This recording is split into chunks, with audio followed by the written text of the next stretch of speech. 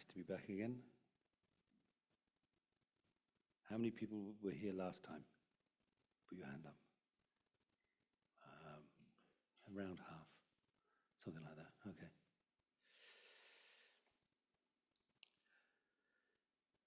Okay. So anyway, one of the main qualification for attending this talk is you should be feeling mystified. Apparently. And I certainly feel mystified. I don't know if you'll feel less or more mystified by the end of the afternoon. I kind of hope that we'll be feeling more mystified. Mystified means having questions, right? When you don't understand things, sometimes it can feel a bit depressing. But that's then you're missing the point. You don't know when you don't understand. That means you know you don't understand. That means you can find out. Otherwise, if you're sort of like in a natural state of mystification without even recognizing it, then no questions, and then you never understand, do you? So actually, it's good to feel a bit mystified. Anyway, so now, if we can spend a few moments thinking about why we're doing this, our motivation, our gunlong, as they say in Tibetan, why we are here, why we are doing this, and so trying to bring out, kind of manifest in our minds, bring up in our minds the determination, or refresh that determination, remind ourselves of that determination to achieve enlightenment for the sake of all sentient beings, our mother sentient beings, kind mother sentient beings, including everybody around us.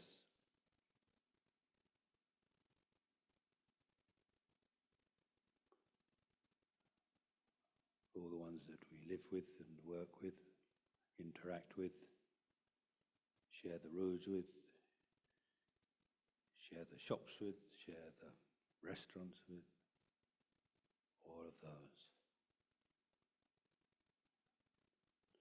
Thinking I must achieve enlightenment for their sake, meaning that if I achieve enlightenment, my own fullest potential, then I'm going to be able to, I'll be much better at helping them to find true peace and happiness, and helping them to solve their problems, become free of suffering and pain and unhappiness definitively, forever.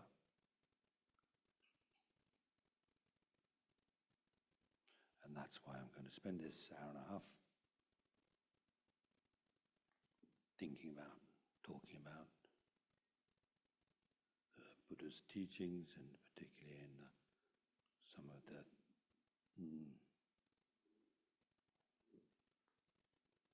anyway, getting mystified about Tantra.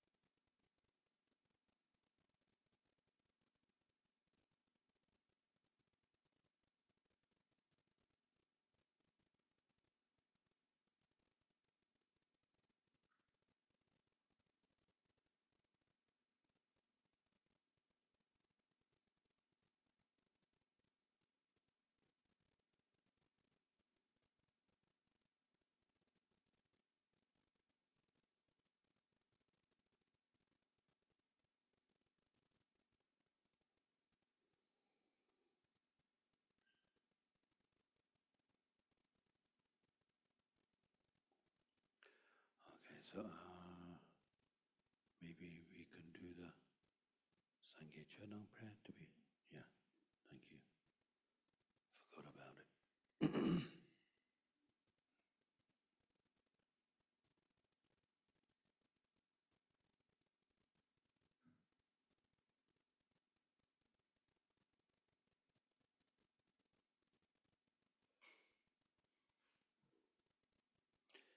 So it's okay, we can leave it.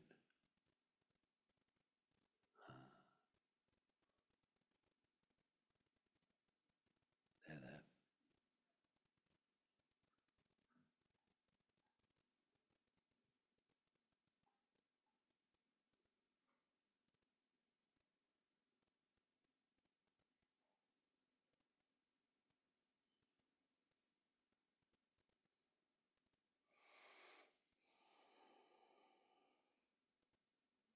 Oh, nice.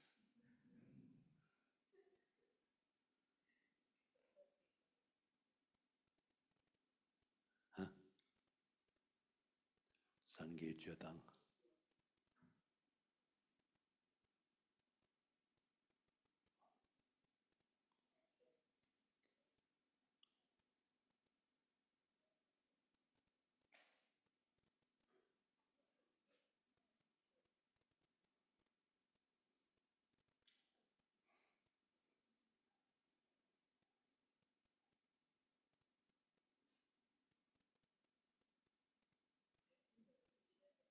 But it's not coming up.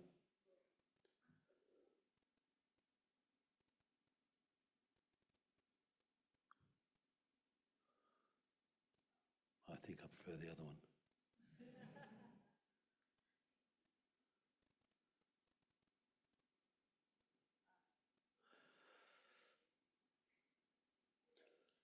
Okay. We do it once in Tibetan, then twice in English. Sangye Chötang Soge Chönam La Janchu Batu Tani Kyabsu Chi Dagi Jinso Gibe Sonangi Drola Penje Sang Drupa Shu. I go for refuge until I'm enlightened to the Buddha, the Dharma, Supreme Assembly. By the merits I create through listening to the Dharma, may I become a Buddha to benefit all sentient beings. I go for refuge until I am enlightened to the Buddha, the Dharma, and the Supreme Assembly. By the merits I create through listening to the Dharma, may I become a Buddha in order to benefit all sentient beings.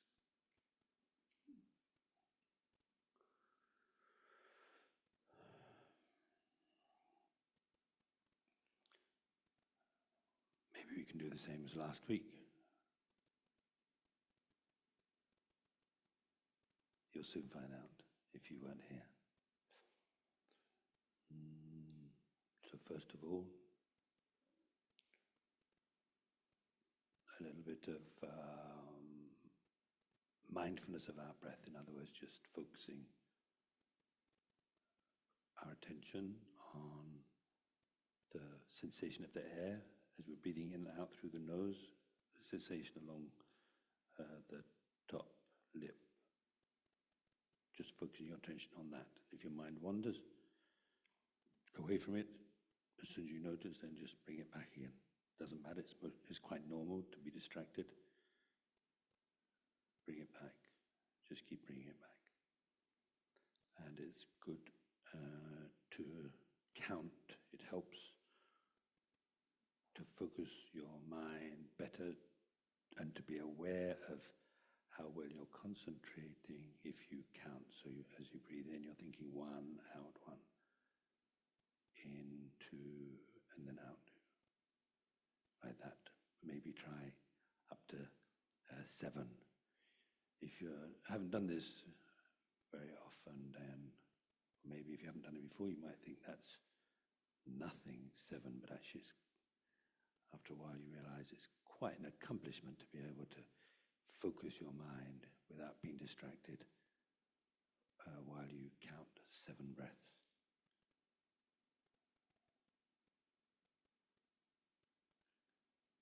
So mainly try to keep your back straight, and otherwise just be comfortable and focus your attention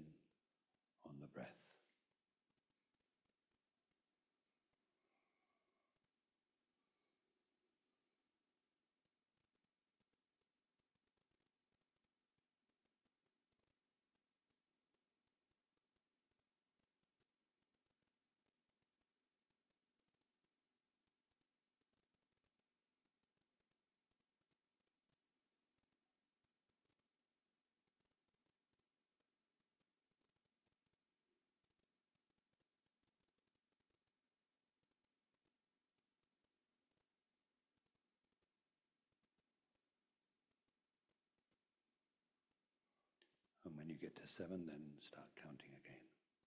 And just do it in cycles like that.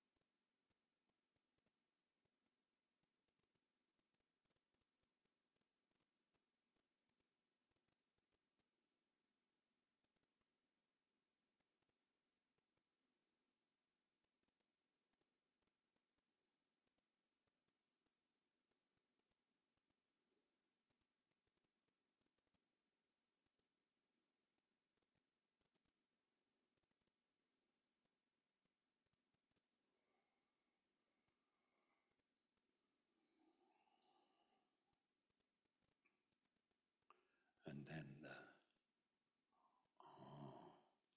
breathing exercise that we were doing last week. So I'll show again how to do that. So this is called in Tibetan they call it Lungro Gutruk. Gutruk means like it's a set of 9. It's actually 3 sets of 3 breaths. And Lungro basically means sort of stale, dysfunctional energy. So it's for expelling stale and dysfunctional energy. And the way to do it, so this is one key point. You're making a fist by putting the tip of your thumb against the base of the ring finger. Then you make a fist like that. Same with the other hand. So you rest your fist comfortably on your knees.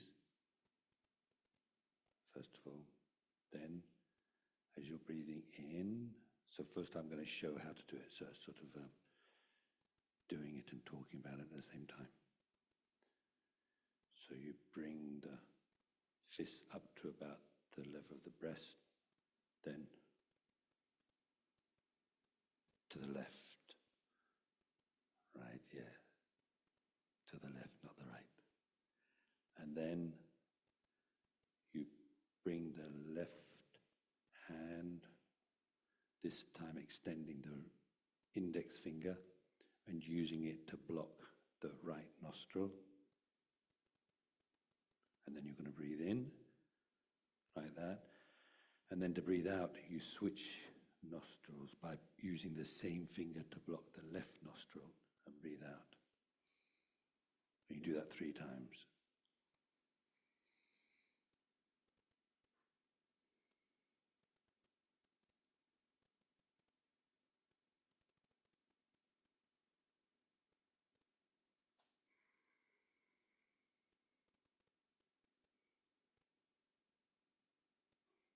And one thing I left out is when you're breathing out, as you get to the end of the breath, use your stomach to push the last of the air out. Not too much exertion, but so you're breathing out and then you use your stomach you pull it in, pull your stomach in and to breathe out the last of the air.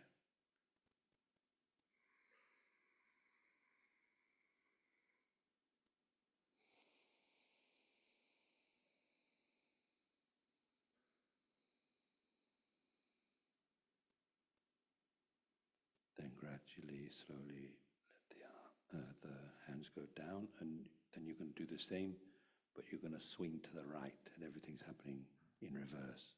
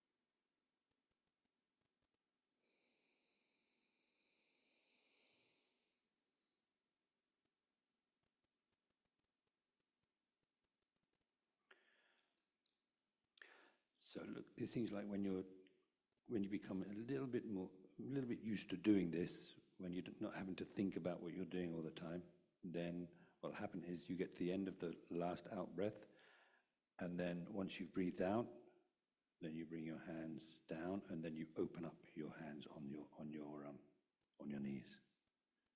And then when you breathe in, you make that same fist as before. Breathe out, like that. So, of course, I'm lifting my hands up so you can see, but otherwise, it's just comfortably on your knees. So out.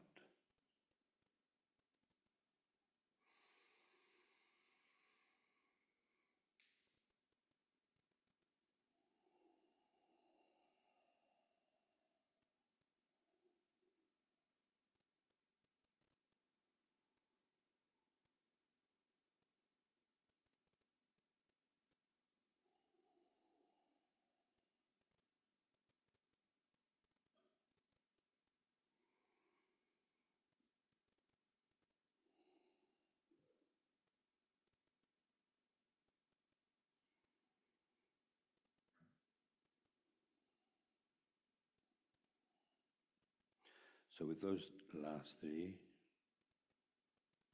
so you're starting with your hands on your knees, and the cycle in this case would be in, out as before. So as you're drawing the fingers back into the fist, you're breathing in, then breathe out and opening the fingers up again. So that's one cycle. And you're going to do 3 like that, okay? And again, using your stomach to push a little bit to get the last air out.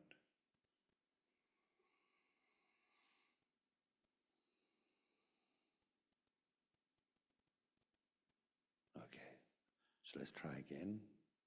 We can do it once or twice, so then you'll get an idea of how to do it.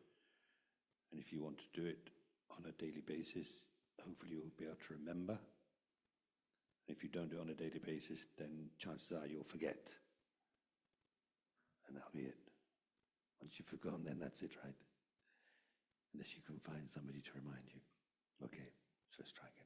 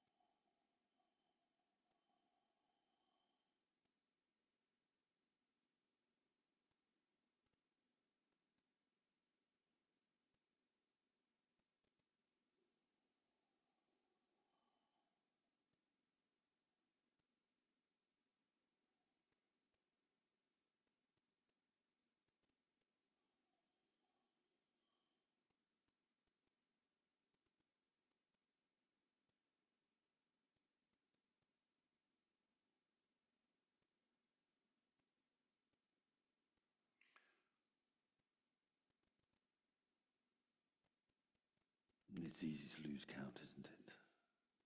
Even with that, have to count.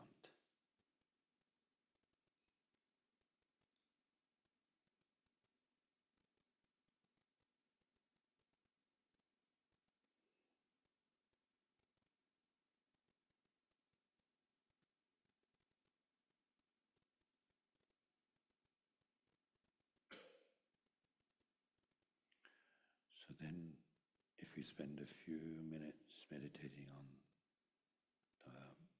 pure mind, and what this means is, I think a simple way to put it is like this. Start off by emptying your thoughts. I think you know what I mean. So just don't think of anything, in other words. But of course, you can't do that for long.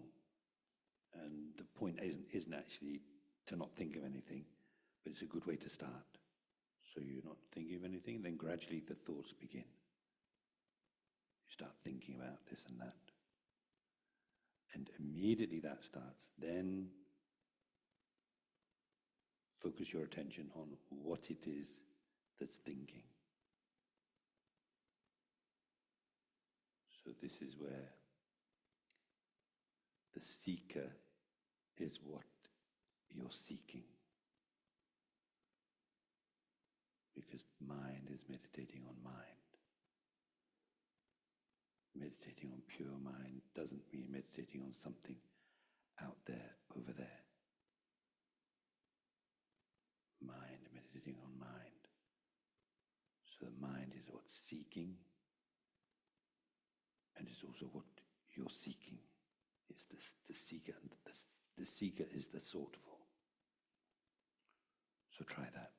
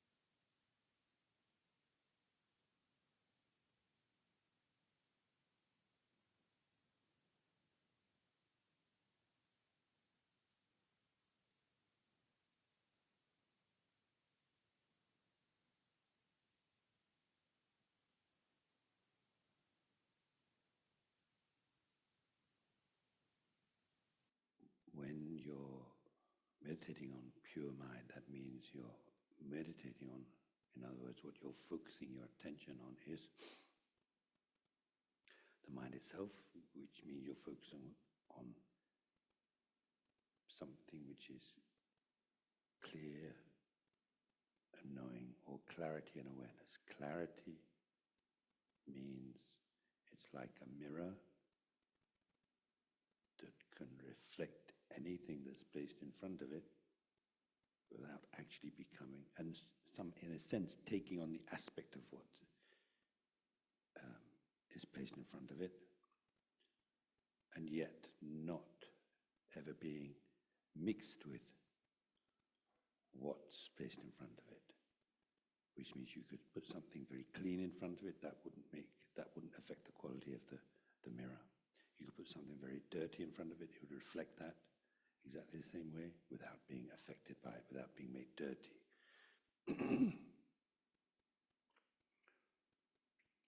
Or it's like a window with the curtains closed.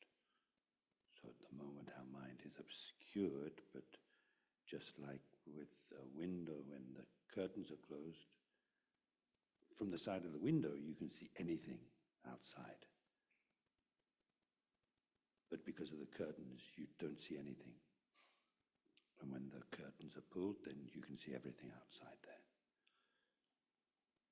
So just like that, our mind is something which has the potential to know with everything without limit, and is only temporarily obscured.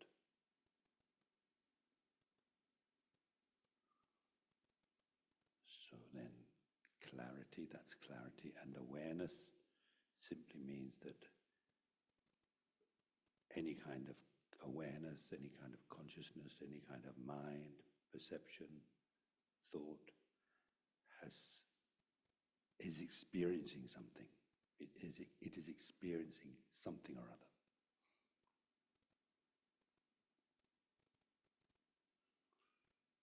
So again, meditating on pure mind, meaning you're meditating on, you're focusing your attention on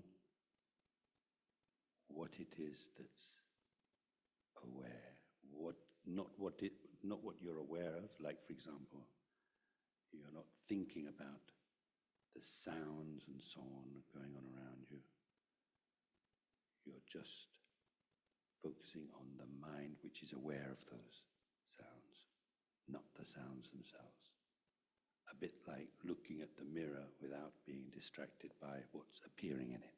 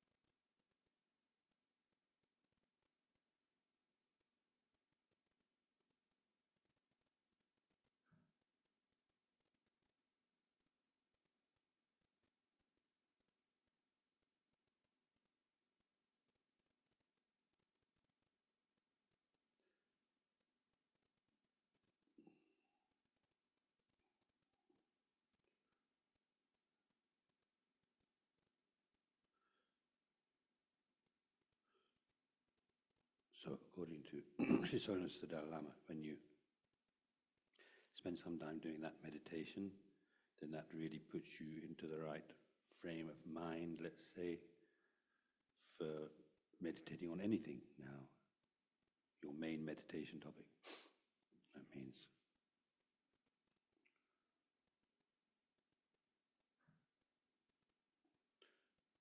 the mind that's going to meditate is that much clearer, I guess you could say. So then, if we spend a few minutes now just to complete that cycle.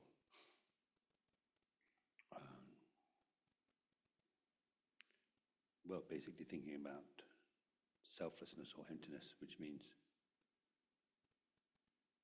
I think we all have this sense of a me, an I, that's like the owner of our body and mind, like the one who's in charge of our body and mind.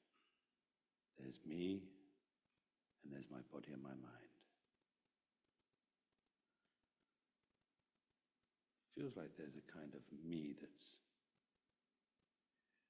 in a sense, separate from our body and mind. And I think sometimes when you look at other people, it seems even more obvious. You have a sense of, like when you're talking with somebody or looking at somebody, it's that person that you focus on. And you know they've got a body and a mind, otherwise it would, nothing would work. But you feel like it's such and such a person. There's this such and such a person who has this body and has that mind. So now what we're going to do, just for a few minutes, is just look for that I that seems to be the owner, the one in charge of our body and mind, looking for it in our body, to find if there's something within our body that we can identify as that I, or something in our mind which we can identify as that I. So just try that, please.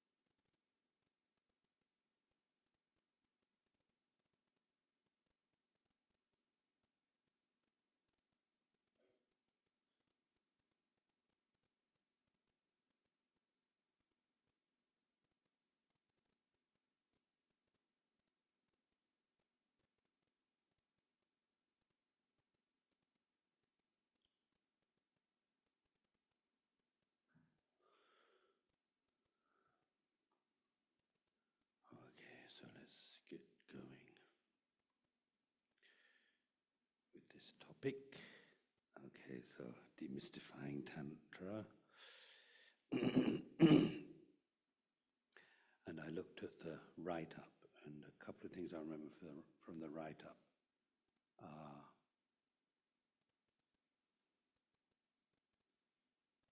I think, does it say, some people think that the following the Vajrayana path is like the easy way out. So if you want to find an easy way of achieving enlightenment, then you would have to practice the Vajrayana. Another one was, by practicing Vajrayana, you can skip a lot of steps and sort of like, I don't know, I don't know, go towards the end, I suppose, to hop towards the end, skip towards the end. I don't know what that's supposed to mean, really. But I think there is such an idea, but anyway. If anybody thinks that that is the case, then I think it would be important to say, which things do you think you can miss out? You might have heard that, but which are the steps you can miss out? I don't know if there are any steps you can miss out. In Lama Tsongkhapa's Foundation of All Good Qualities, there's one verse which talks about entering into the Vajrayana, having trained in the general path, which means all the practices related to the way in which, finding a spiritual guide and the way you relate to that spiritual guide. How important it is to find a qualified one. If you find one that's not qualified, then things can go terribly wrong. Because you place your trust in them and they're going to lead you along some path, who knows where. Every path leads somewhere, doesn't it? So you're going to end up somewhere where you didn't really intend to end up. Who knows what could go wrong? There are just so many things that could go wrong. So you need to find somebody qualified who knows from their own experience, ideally, about all of the meditations that need to be done, all the practices that need to be done, about the whole of the path leading to enlightenment.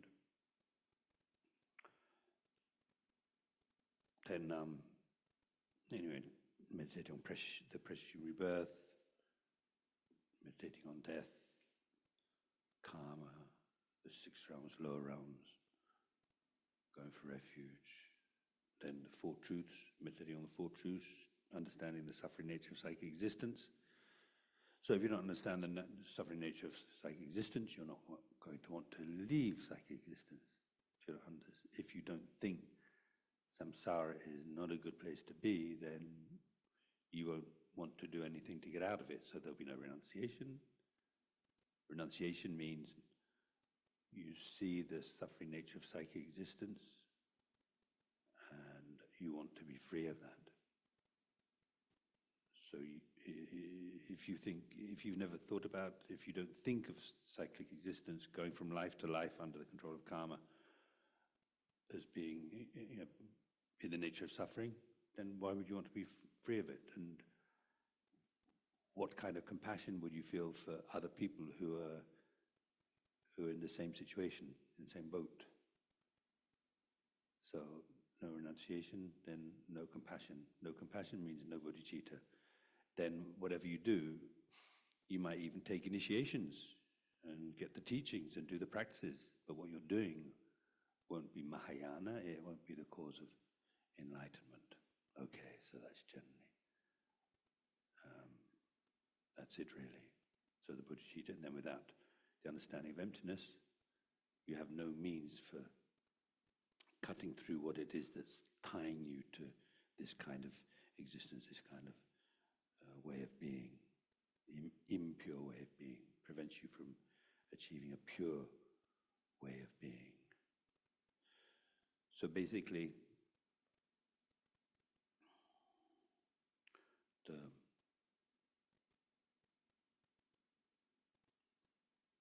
Buddha, a very long time ago, eons and eons and eons ago,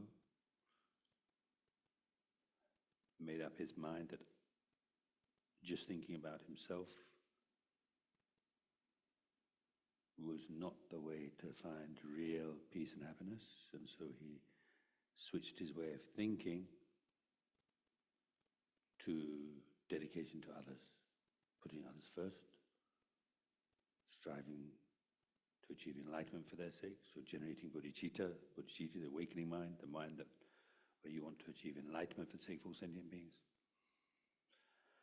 And then for 3 countless great eons is what they say. 3 countless great eons. It's a long time. 3 countless great eons he practiced on the path. And anyway, that's a whole new other story. I mean, 1 eon is like, by the sounds of it, sort of billions, trillions of years. And then a countless great eon is 10 to the 59 of those. That's a lot, isn't it? Isn't it? That's a long time. So this makes me think, actually. So, okay, I'm probably kind of I'm not really very organized, and so I'm maybe not a very things I'm going to talk about not really in the right order, I think. But anyway, what they say is, you see, so the Buddha achieved enlightenment, and then he taught, as we know, like we don't know exactly how long ago, something like 2,500 and something or other years ago, he was born. And then, anyway, around the age of, what was it, 35? 35 he achieved enlightenment, lived till 80, which means he was teaching for 45 years. I think that's about it. Taught for about 45 years. So,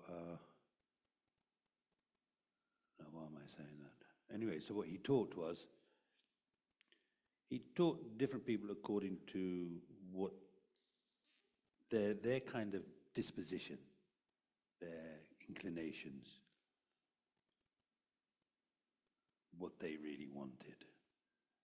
So, ultimately what he wanted to do is to lead everybody, as many people as possible, to the enlightenment that he himself had achieved. But not everybody was interested in that. So he taught basically what we call the Hinayana path, the lesser vehicle, which means he taught how to achieve your own personal liberation from all suffering to some people, but then to others who right from the beginning were open to and inclined towards achieving enlightenment for the sake of all sentient beings, not just their own personal liberation. So he taught the Mahayana, and within the Mahayana, so Mahayana means great vehicle, right? Called a great vehicle because, anyway, the word vehicle is, I'm not sure it's really the right word, or it's very commonly used. It's to do with like what kind of level of responsibility you take. Either you take responsibility just for yourself, or you're taking responsibility for all sentient beings, all your other sentient beings. So it's a great vehicle because your mind is like great, vast, because you're taking responsibility for all sentient beings. That's the load that you take upon yourself, that you carry. And within the Mahayana, we've got what they call the Paramitayana, or perfection vehicle. So that means following the sutra path, as opposed to following the Vajrayana, which would be so you've got within the Mahayana, Paramitayana, perfection vehicle, and Vajrayana. So following the sutra path, which is a much slower path, versus practicing the Vajrayana. So I have to talk a little bit about the difference between those two, and I will do. But one thing that you often hear is that the compassion of a person who decides to follow the Vajrayana is much stronger than the person who follows the sutra path. And I don't know if I really get what that difference is. Stronger, okay, stronger, but anyway, in what way? So some people say that the difference is, you see, the person who follows a sutra path is quite comfortable with the idea that they're going to take, like in the case of Buddha Shakyamuni, 3 countless great eons to achieve enlightenment, at which point they'll be able to really help sentient beings. Of course, helping people along the way, but in a more limited way, you know, as you're traveling the path. When you're really able to help others is once you've achieved enlightenment. So the kind of compassion where you're completely dedicated, you've completely taken upon yourself the responsibility of for all sentient beings, all of the mother sentient beings, but you're okay taking 3 countless great eons about it.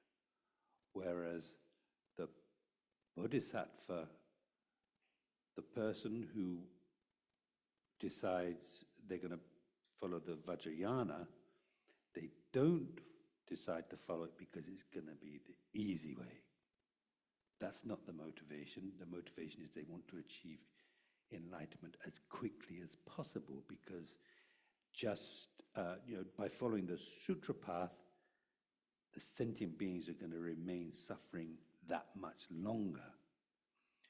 Whereas if you follow the Vajrayana, you're going to be able to achieve enlightenment much more quickly. And that's, you want that because for you, you find it unbearable for the sentient beings to suffer a second longer. So that sort of makes sense, except do you really think that Buddha Shakyamuni, for example, thought to himself, well, I could achieve enlightenment in one lifetime, but I'm okay with sentient beings suffering for another 3 countless great eons. I'm okay with that. I really like the idea of this very slow, gradual path to enlightenment. It's going to take, 3 countless great eons. Remember again, 1 eon.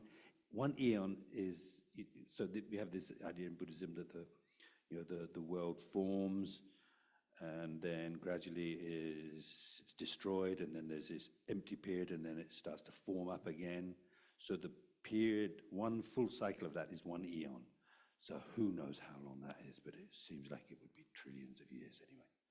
And 10 to the 59 of those times 3, I think a few more added on top. It's just, so, that's okay. They're gonna suffer in cyclic existence, especially, like hell realm and spiritual. I'm gonna follow this nice slow path. I'm okay with that. Does it make sense? Okay, so for me that's a question. I haven't got the answer to that. I've heard that it explained in that way, that the difference is in the strength of the compassion, because the person who wants to follow the Vajrayana can't bear for the sentient beings to suffer another second, another moment. So they want to achieve enlightenment as quickly as possible. And I'm sure that even Buddha Shakyamuni couldn't bear for the sentient beings to suffer another second. Okay, so anyway, that's one thing. So they say there's that difference in terms of the compassion. One thing that maybe is a little bit going in the right direction is that if we look at our own minds,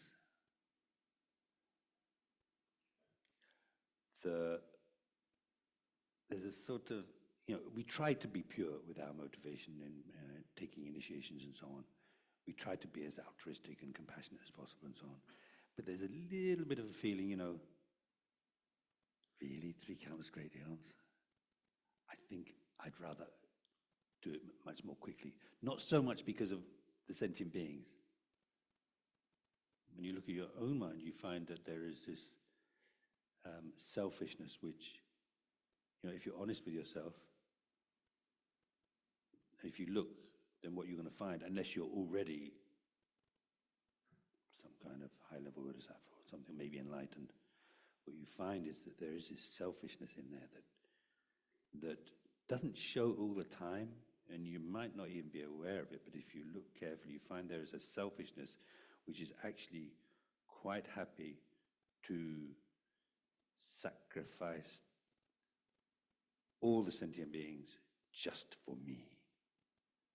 There is that. You'll find that. You might not like me saying that if you've never heard that before, but if you look, you'll be able to find that, I think.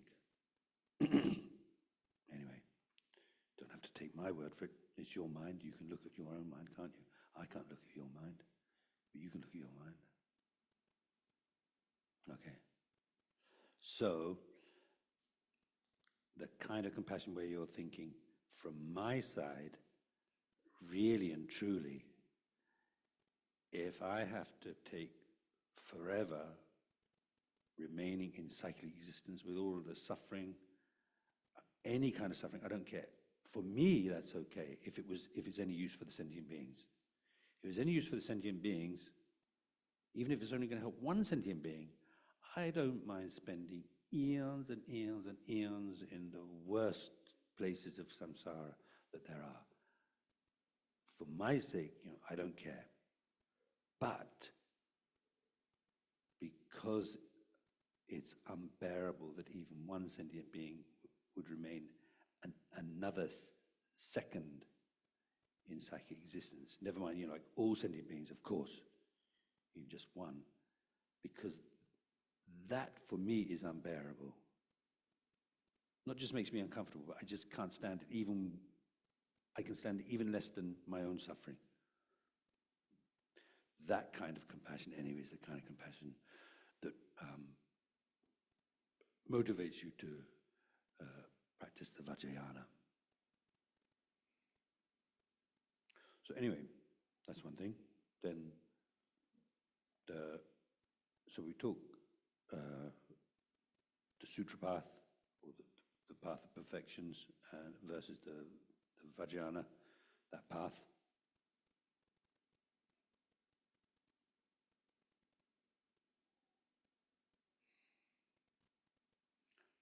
I mean, you could say just generally, what's the difference? In the Vajrayana, you have deity yoga.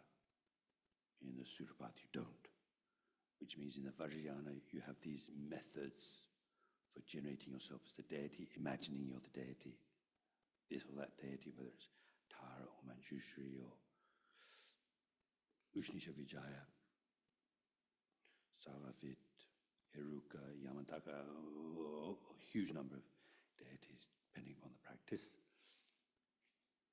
And yes, so Vajrayana has those methods, generating oneself as a deity. And when you practice a Sutrayana, you don't have that.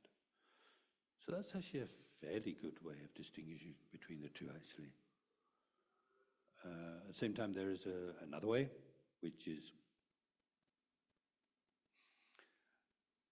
in the Sutrayana path, you don't have there aren't methods and meditations to do that is,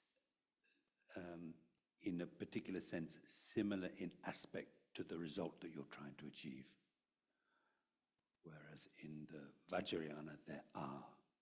So in the Vajrayana, we talk about the four complete purities, which are, or maybe actually, I guess the proper term would be the four methods or practices which are similar in aspect to the four purities of enlightenment, pure features of enlightenment. So one is the purity of the body. So in other words, in the Vajrayana, you have these methods for generating yourself in the form of the deity that you're practicing. So, actually imagine yourself in that aspect, in that form, I guess you could say, rather than aspect, in the form of the deity. So that would be the body, purity of the body. Then the purity of the place. Okay, so you see the similarity of the concordance or agreement, similarity between the practice you're doing on the path and the result you're going to achieve. The result you're going to achieve, Yamataka, now you're imagining yourself as Yamataka. Then the place. So in the future, you know, as an enlightened being, where as sentient beings, we also have our realm, which is an impure realm. So as an enlightened being, everything's been purified. So your world is a pure world. So you imagine yourself as that deity in that pure place. So that's the purity of the place. And then the purity of enjoyments, they call it, purity of enjoyments. So that means that just like now, I mean, we have what you could maybe in quotes call enjoyments. Some of them we think of as being really nice and some not so nice. In other words, what we experience. I think you could say what we experience. So we, you know, I mean, even you go out to a restaurant or you go home and have some nice food. That would be your enjoyments. And you know, when you think about that from the point of view of the Four Noble Truths, then you know all of our enjoyments, even the things that we call enjoyment, things that we like, they're limited. They're in a sense contaminated by our own minds. Really, is what it comes down to.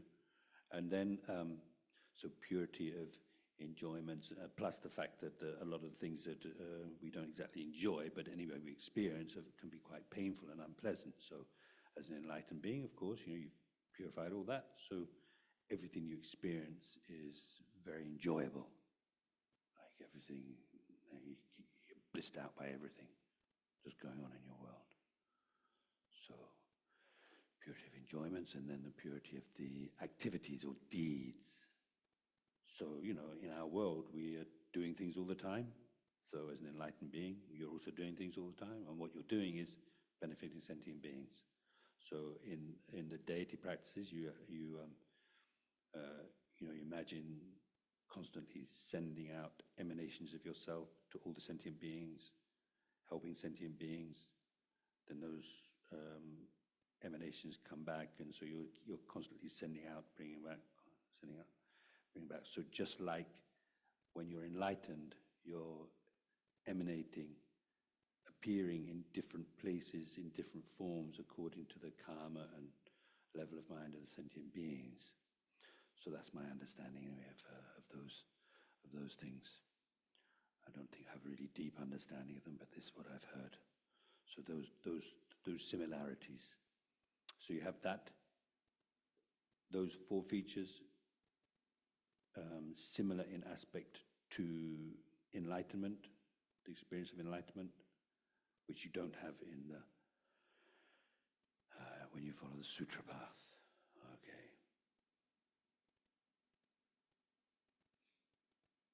Maybe I can say a bit more.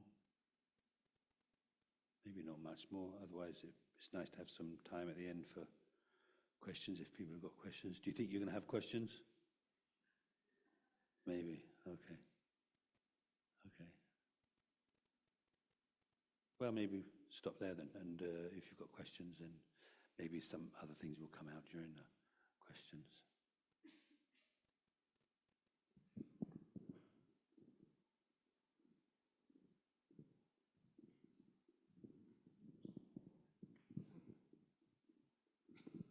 Good afternoon. It looks like you're timing yourself. See how much time you got to ask your question. Sorry, Master. Is that? Good afternoon, Master. Today is my first time I meet you. So I'm talking about meditation. Sometimes meditation, I sit down there and try to focus to clear mind. But when I'm more focused on more clear mind, but I'm very scared that I lost my body. You lose your sense of a body. I feel like somebody like pushing me down. Oh. Or I lost my way. Or meditation, I'm a bit confused. Because I first time learned your lesson, I learned from my own practice. Meditation, I focus on the deities, Buddha, or just a claim, just a blank of paper. Yeah. So how to meditate the true way. Right. Well, I'm not sure really what you mean, but generally speaking, depending upon the meditation, then the point is to focus on that and nothing else. And when your mind goes off somewhere else, then bring it back again.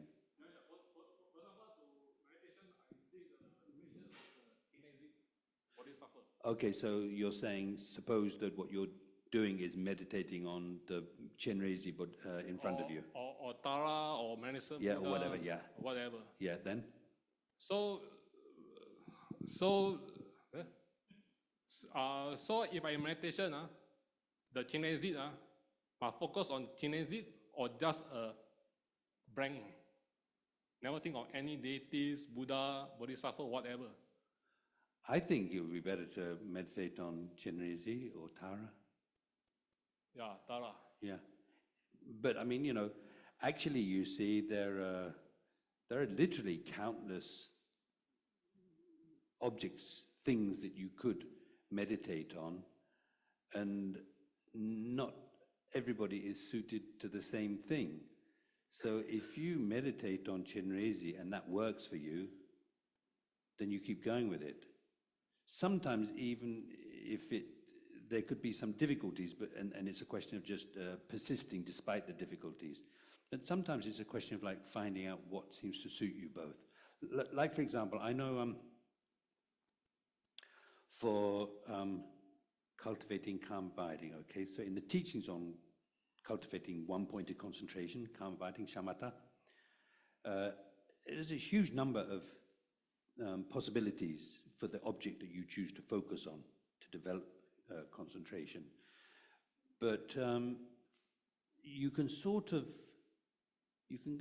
narrow it down to, in terms of the type of object, you could be meditating on the Buddha in front of you, so like you're saying, Chenrezig or Tara, meditating on your breath, meditating on the nature of the mind.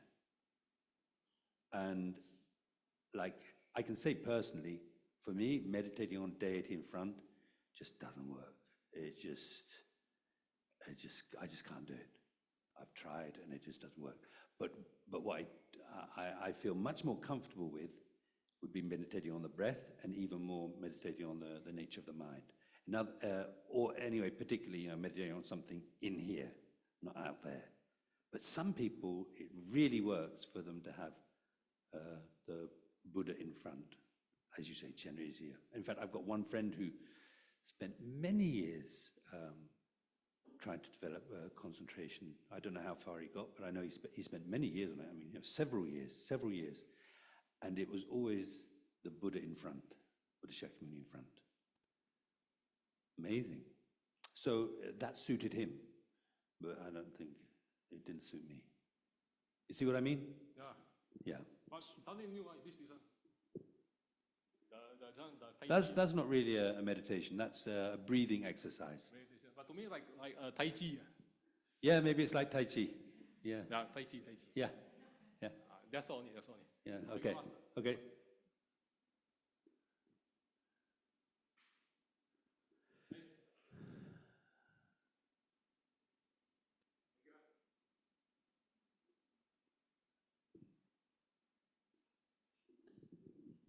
Hi, Venerable Steve. A question, which may lead to several others. We have the different forms of the different deities, and some of them could look pretty wrathful. And I do understand that the wrathful aspect is actually to induce a fearfulness to cut off our afflictions. It's to cut off the afflictions. Yeah, the wrathfulness Yeah, is the wrathfulness. aimed at the mental afflictions. Yeah. Aim at the mental afflictions, not for the person per se. But then there are also deities like, for example, 21 Taras, and they are bare-breasted. I couldn't say that I understand the different aspects of the deity form. Is it a cultural and traditional thing in Tibetan tradition? Or rather the question is, why are they in that form? I mean, the wrathful aspect I understand, but the embracing aspect, which represents wisdom and method, Oh, yeah. From the layman perspective, I am lay, I'm very beginners. How do I understand that form? One day, I have a cousin coming to my home and I have a white hara tanka. And he walked past and he says, whoa, exotic, bare breast. Exotic. Exotic or erotic? I don't know what was that word that he said, you know, but it was like, how do I then explain to people about the various forms of these deities? Yeah, I myself don't understand that as well. Could you perhaps explain that? Well, Thank next you. time your cousin comes around, maybe you can call me, then I'll come around. No, you can explain to all of us now. Thank you. Yeah, actually, that's not so unusual, that reaction. It's just ordinary way of seeing things. Just ordinary view, isn't it? To see this is something erotic. You know, to see this picture of this beautiful lady with the breast showing. Not completely showing, I think, but anyway, quite showing, depending upon the artist, I suppose, to some extent. And of course, there are the statues. It's just somehow natural that there would, in the beginning at least, be that ordinary way of thinking. Yeah, I can remember having that reaction myself when I first saw a picture of Vajrasattva. Yeah, it's like you say, so when it's the two deities in union, it's just a symbol for the union of compassion and emptiness, method and wisdom, and that's all it is. And it's also, you know, I think there's this way of looking at it too, that I mean, I'm probably going to make a fool of myself because I haven't really studied psychology, but you know, the male and female side of each of our personalities, which both need nurturing, and one needs to come to terms with both. So really, that's the symbolism of the male and female together is that when you achieve enlightenment, you become complete. Both those sides of you become perfected. Could it then be explained in the aspect of the yin and yang of it? You know, the Chinese have the yin and the yang, and it's a union of that, and therefore then you can achieve the balanced view. I suppose so. I don't know, because I'm not really so familiar with the Chinese systems. I know that I've been asked, so are you heaty or coldy or something like that? Are you heaty or coldy? So I didn't know. So when I went to the doctor the other day, I asked him, I was told, oh, you should ask, you should ask which one you are, which is your disposition. He said, probably heaty, and then he made the connection with yin and yang. So that's all I know about yin and yang. Apart from yin and yang, it's like, okay, so two, I know, no, I better not, I wouldn't even say. I'm not that all familiar also. No. So I guess, yeah, anyway, so I wouldn't be surprised if there is a connection there as well. Yeah. Good afternoon, Venerable. Okay, so I have some question. So how does we practice this Vajrayana Vajrayana,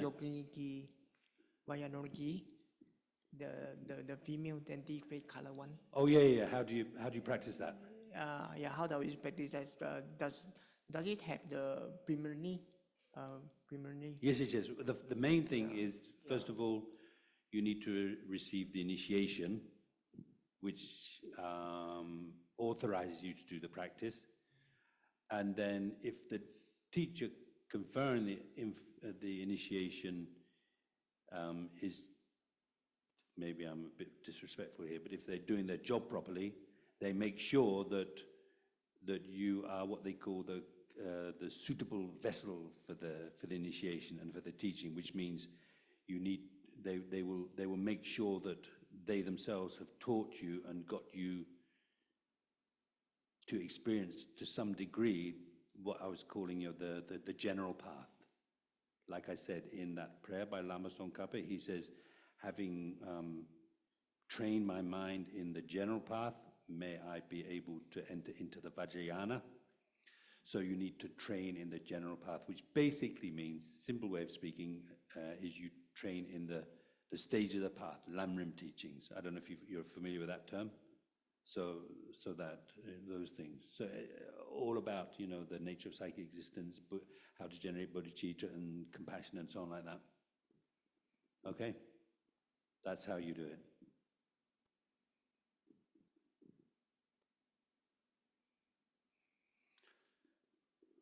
Okay, is that it?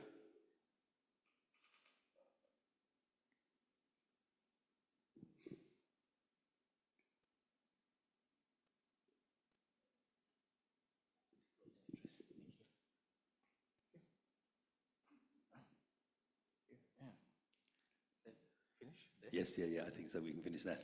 Great. Thank you very much, Ven Steve. Thank you, everybody, for taking the time this afternoon to join us in this last talk of Demystifying Vajrayana. I hope you had a good insight and a good explanation of what the subject is all about, especially for those beginners who are coming into the path of the Vajrayana.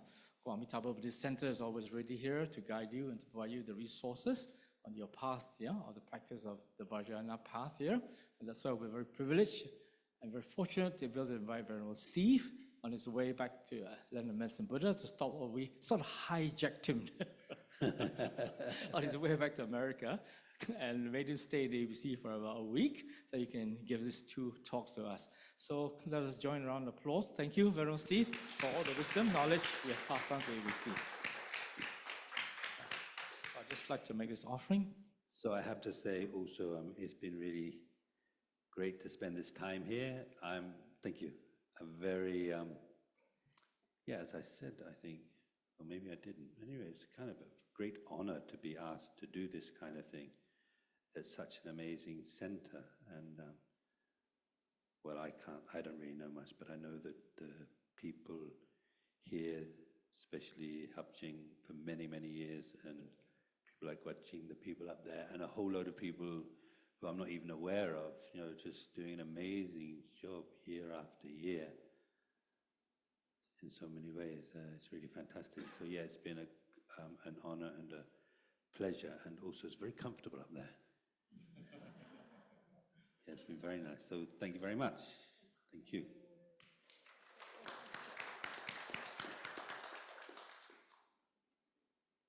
Okay, so that's it then.